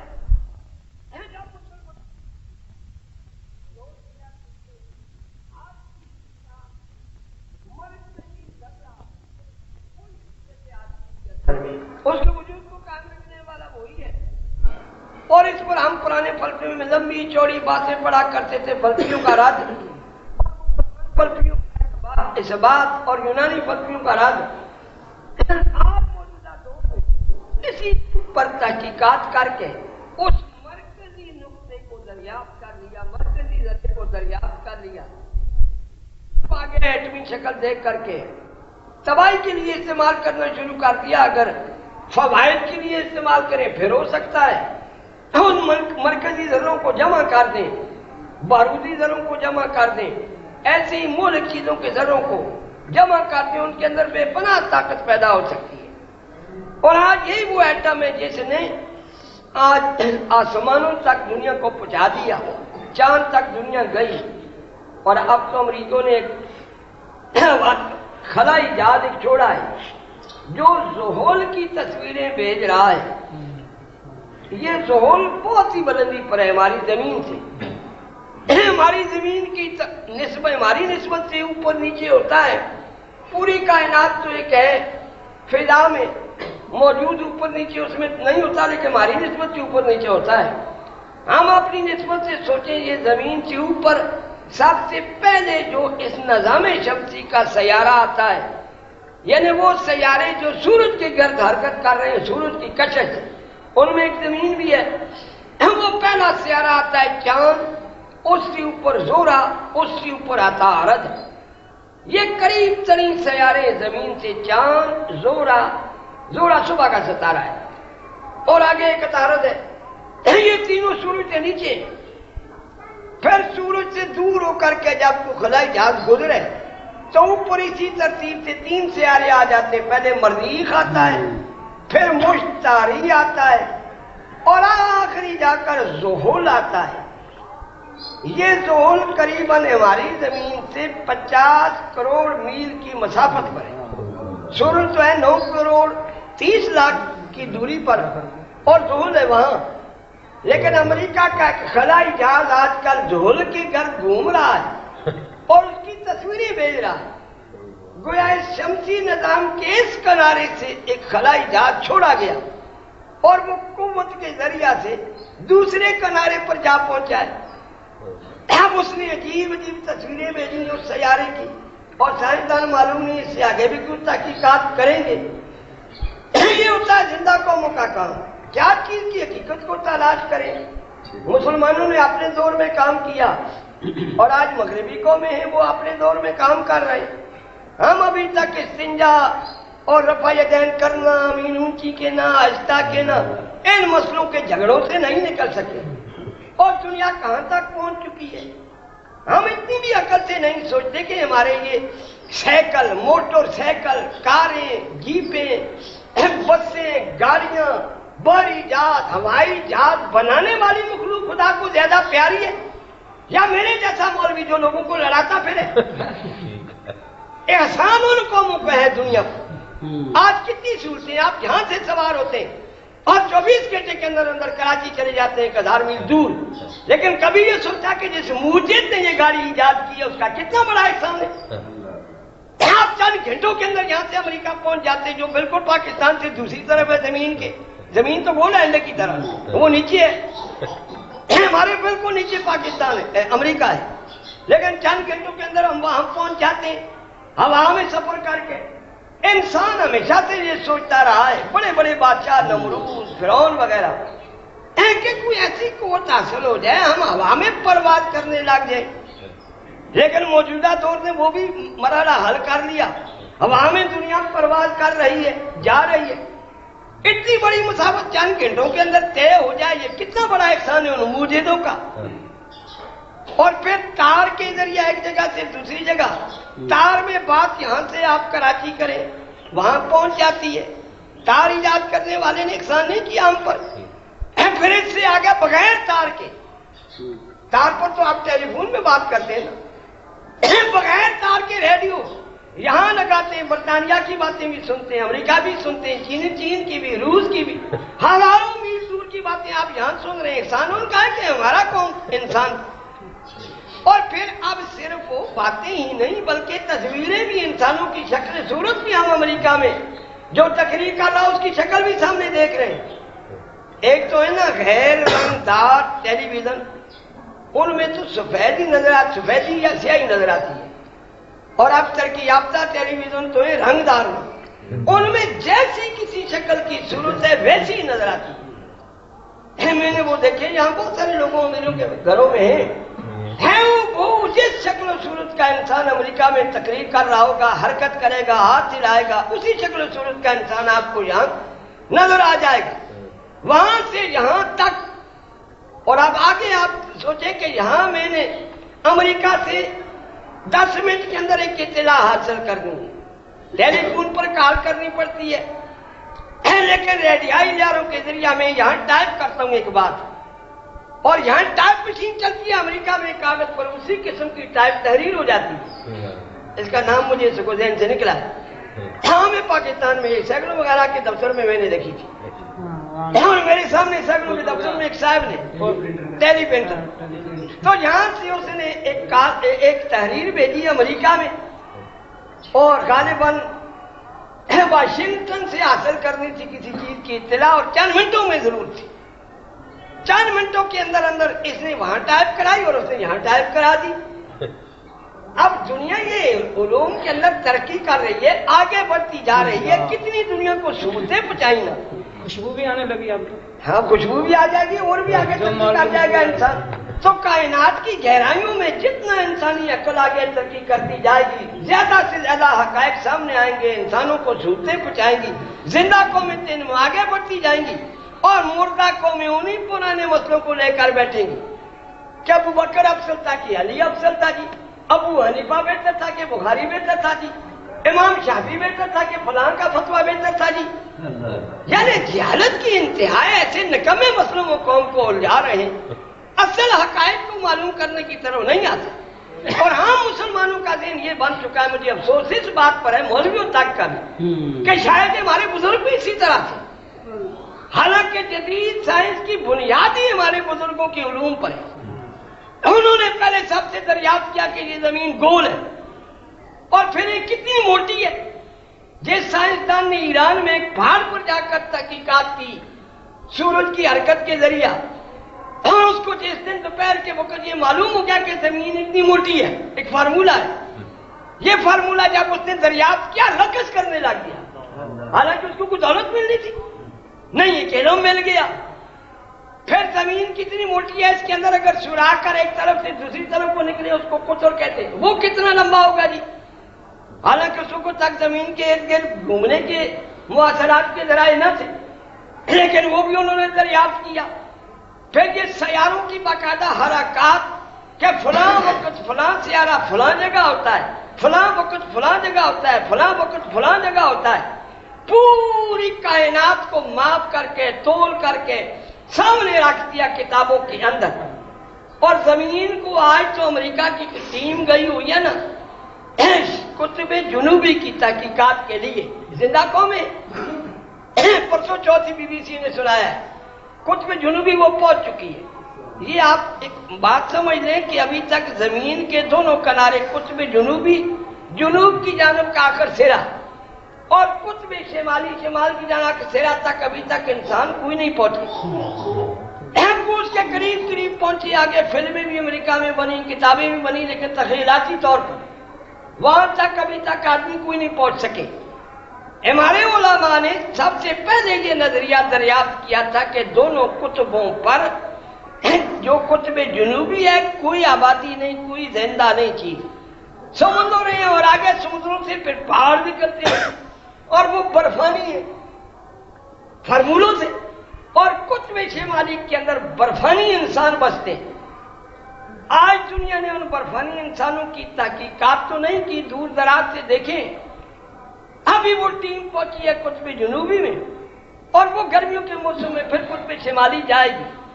معلوم نہیں اربوں روپیہ ان کا خرچ ہوگا، کیونکہ آج ایئر کنڈیشن جہاز پر ہی جہاز ہیں، ایئر کنڈیشن لانچیں، ایئر کنڈیشن اوپر ہیلی کاپٹر چل رہے، ایئر کنڈیشن برف پر چلنے والی پلاسٹک کی گاڑیاں بنا کر ساتھ لے گئے وہ. اور انہوں نے وہاں سے اطلاعیں بھیجی کہ قطب جنوبی کے پہاڑوں پر ہم اتر چکے ہیں، لیکن یہاں اتنی سخت سردی ہے. یہ یاد رکھنا زمین انڈے کی طرح اس طرح جنوب شمال کے درمیان، اور اس کے اندر ہو یہ یوں سورج کی گرد حرکت کر رہی ہے کروڑوں میل ایک منٹ کے اندر. سال کی یہ موسم بدلتی اسی حرکت سے. تو جب یہ جنوب کی جانب چلی جاتی ہے نا، تو یعنی درمیان یہ انڈا، اس کے درمیان ایک خط آپ کھینچ لیں، یہ درمیان خط سیلون سے گزر کر کے آگے افریقہ سے گزر کر کے نیچے امریکہ سے گزر کر واپس آ جاتا ہے. یہ پرانی ہمارے علماء کی دریافت ہے. اس سے ادھر کا آدھا ایسا جنوبی علاقہ کہلاتا ہے، ادھر کا ایسا شمالی علاقہ کہلاتا ہے. جنوبی میں کوئی انسانوں کی آبادی بہت کم ہے، افریقہ میں ہے یا جنوبی امریکہ میں ہے، لیکن زیادہ آبادی نہیں، زیادہ آبادی شمالی حصے میں ہے.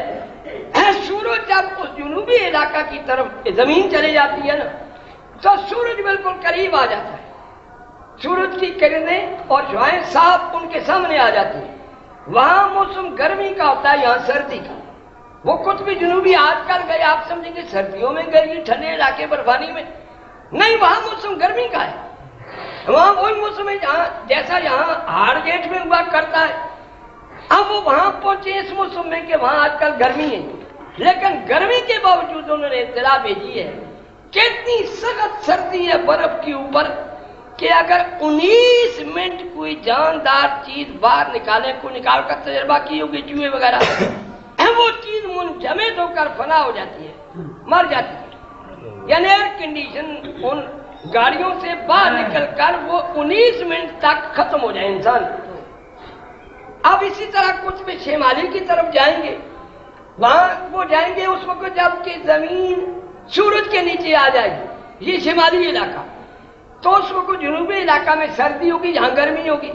آج کل یہاں سردی وہاں گرمی، اور اگلے موسم میں آ جائے گی. اب زمین پھر گھوم چکی ہے نا 23 دسمبر سے، 23 دسمبر سے یہ آخری جنوب میں پہنچ کر کے ادھر واپس لوٹ چکی ہے سورج کے گرد. اب یہ جو پھرتی جائے گی گرمی بڑھتی جائے گی، جہاں وہاں سردی بڑھتی جائے گی، ہے نا موسم گرمی میں وہ قطب شمالی پہنچیں گے. اب ان برفانی انسانوں کو بھی وہ معلوم کر لیں گے، اتریں گے وہاں، کوئی باتیں بھی کریں گے. یہ ساری چیزیں پہنچنے کے ذرائع تو مسلمانوں کے پاس نہیں تھے، لیکن فارمولے انہوں نے ایسے بنائے تھے کہ انہیں فارمولوں کے بنا پر جدید دنیا نے آگے عملی طور پر پریکٹس کی، تجربات شروع کر دیے اور ان علوم کو آگے تک پہنچا دیا.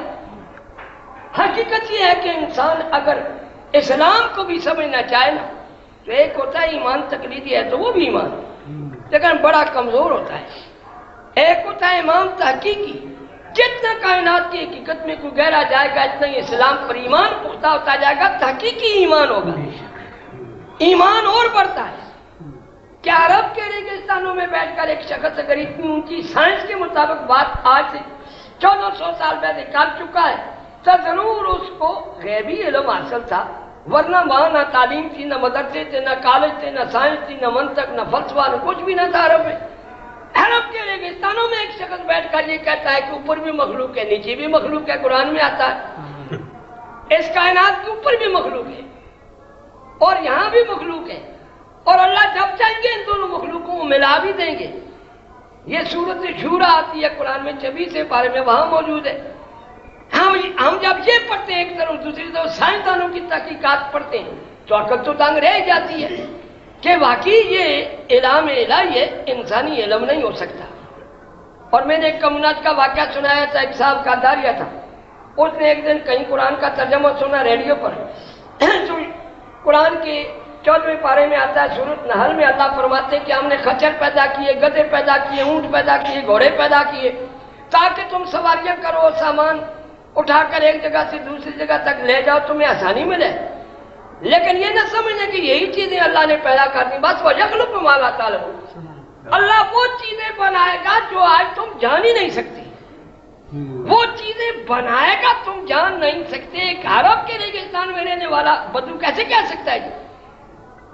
لیکن 1400 سال پہلے قرآن میں آ گیا اور آج دنیا نے آنکھوں سے تجربہ کر لیا کہ وہ چیزیں اللہ بنائے گا جو آج تم نہیں جان سکتے، اور آج معلوم نہیں جو ہم جانتے ہیں آنے والا دور جو آنے والا ہے، ہمیں کیا پتا کہ آنے والے دور میں اس سے بھی کچھ زیادہ تجربات دنیا کرے گی۔ تو جس طرح کائنات کا ایک علم ظاہر ہے، انسان اپنی زندگی بسر کرنے کے لیے موٹی موٹی باتیں ہر آدمی جانتا ہے۔ ایک دیہات کا رہنے والا کسان بھی اپنے مسائل اور اپنا رزق پیدا کرنا جانتا ہے، ایک جھاڑو دینے والا بھی اپنا طریقہ جانتا ہے، ایک تاجر بھی، ایک کھلی چلانے والا، ایک روم چلانے والا، ایک میل مزدور بھی، سرکاری ملازم بھی، یہ ساری علم۔ اور ایک ہے باطنی علم جو سائنس دن بدن ترقی کر رہی ہے، آ رہی ہے، بڑھتی جا رہی ہے۔ اسی طرح یہ تو کام الہی ہے، اسی طرح ایک ہے کلام الہی قرآن، اس کا ایک ظاہری علم ہے اور وہ اتنا آسان ہونا چاہیے کہ جس کو عام سے عام آدمی سمجھ سکے۔ عرب کے بدوؤں نے اس کو سمجھا، ہم عوام کو نہیں سمجھا سکتے آج تعلیم یافتہ دور میں بھی۔ ہمیں کوئی پتہ نہیں کہ 114 صورتوں میں 114 اصول ہماری زندگی کے کیا آئیں گی، لیکن عرب کے بدو ہر صورت کو ایک اصول کی حیثیت سے جان رہے تھے۔ ان کے سامنے قرآن کی پوری تفسیر جاری جو ان کی زندگی سے متعلق تھی پوری جانتے تھے۔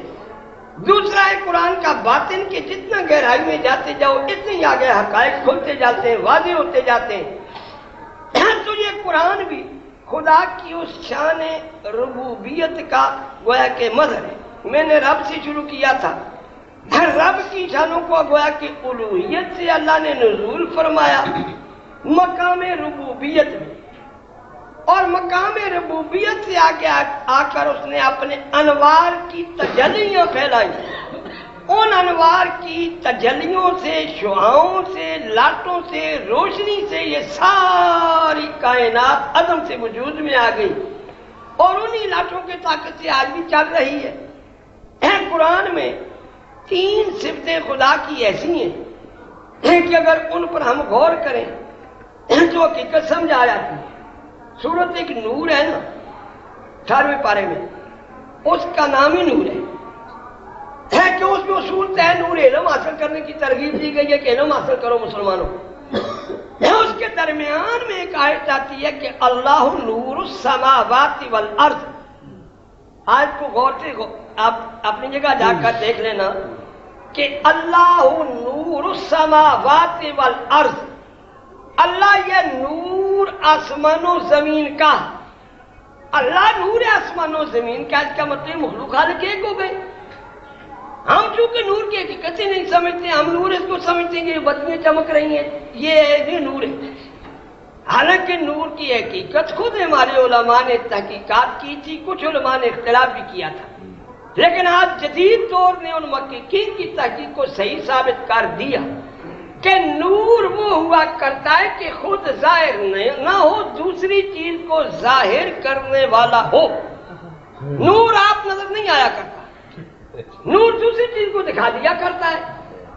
آپ فضا میں ذرا نظر ڈالیں تو یہ دھوپ جو آپ کو زمین پر نظر آ رہی ہے یہ اوپر فضا میں کہیں نظر آتی ہے؟ کہیں بھی نظر نہیں آتی۔ سورج سے نکل کر کے آگے دھوپ پوری فضا میں، لیکن آ رہی ہے کیونکہ دھوپ ایک مادی نور ہے، نظر ہی نہیں آتا ہمیں تمہیں۔ زمین پر جب وہ مادی نور پڑتا ہے تو زمین سے اس کا عکس پیدا ہوتا ہے، اور اس عکس کو ہم تم دھوپ کہہ دیتے ہیں۔ وہ زمین کو چمکا دیتا ہے، اپنے عکس کو چمکا دیتا ہے، خود نظر ہی نہیں آتا۔ اس سے زیادہ واضح مثال آج سائنسدانوں نے یہ تحقیق کی ہے کہ آپ رات کی تاریکی میں باہر نکل جائیں، آسمان صاف ہو تو بے شمار تارے سیارے آپ کو چمکتے نظر آئیں گے۔ چاند بھی 14ویں کا ہو، کتنا چمکدار ہوتا ہے، اور ان نظام شمسی کے باقی تارے سیارے قریب قریب جو موٹے موٹے نظر آتے ہیں یہ سارے چمک رہے ہوتے ہیں۔ آج سائنس نے وہاں پہنچ کر کے تحقیق کر لی ہے، اور ہمارے علماء نے پہلے سے یہ تحقیق کر لی تھی کہ ان کی ذات میں کوئی چمک نہیں، چاند ایک ریت کا ڈھیر ہے، اسی طرح باقی سیارے بھی۔ ان پر چمک جو پڑتی ہے سورج کی پڑتی ہے، سورج کی شعائیں ان پر رات کے وقت پڑتی ہیں، کیونکہ وہ تو بلندی پر ان سے تو سورج کسی وقت غائب نہیں ہوتا، ہم تم سے غائب ہو جاتا ہے۔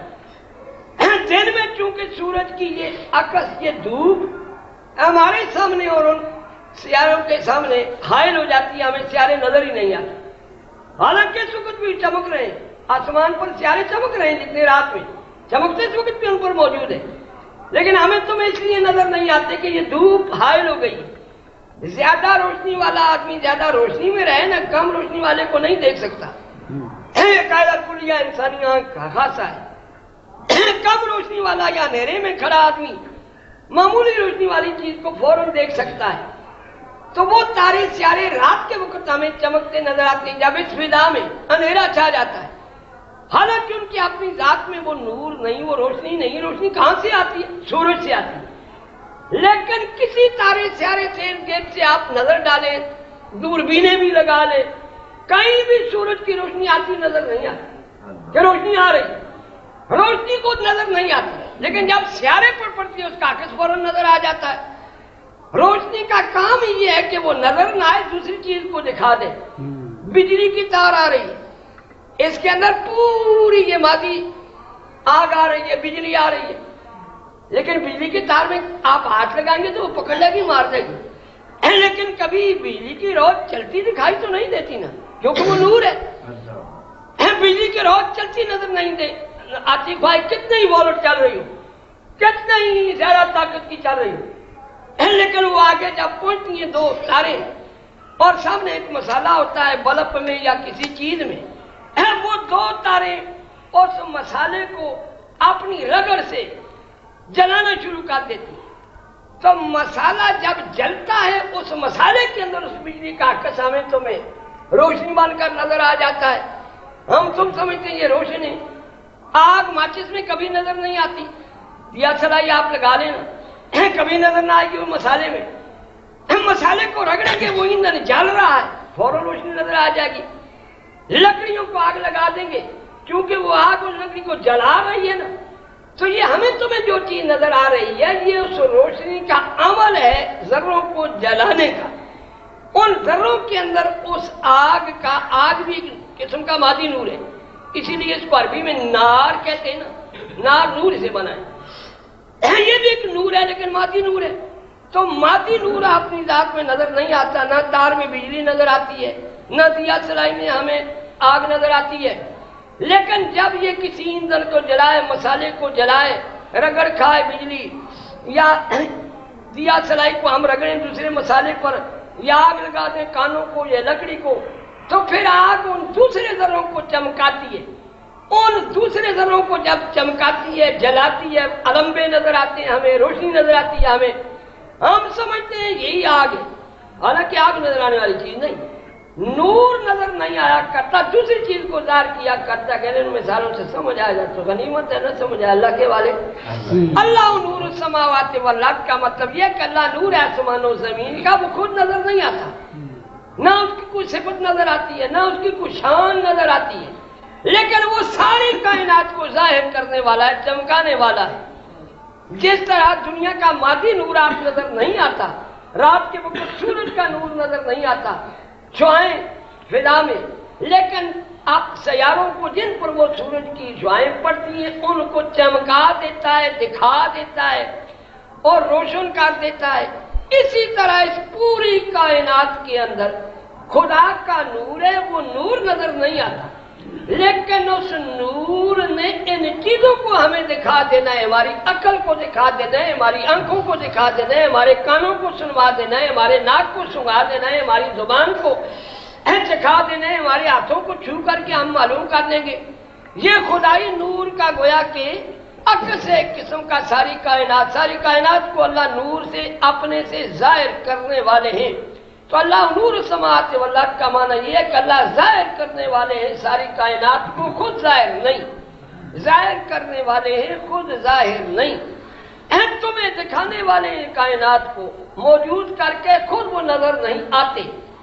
یہ نور کے لفظ سے اللہ نے اپنی الوہی شان بتائی ہے کہ جس طرح نور تمہیں نظر نہیں آتا، اللہ نظر نہیں آ سکتا اپنی الوہی مقام میں۔ اور جب ربوبی مکان میں آئے، یعنی دنیا کو فیضان پہنچانے کے مقام میں، یہ تین مقامات ہیں خدا کے۔ پہلا مقام الوہیت، وہ تو نور السماوات والارض ہے، وہ نور ہی نور ہے۔ صحابہ نے حضور سے پوچھا کہ آپ معراج کی رات گئی تھی، اللہ کو دیکھا؟ فرمایا انا اراہ وہو نور علی نور، دنیا میں کیسے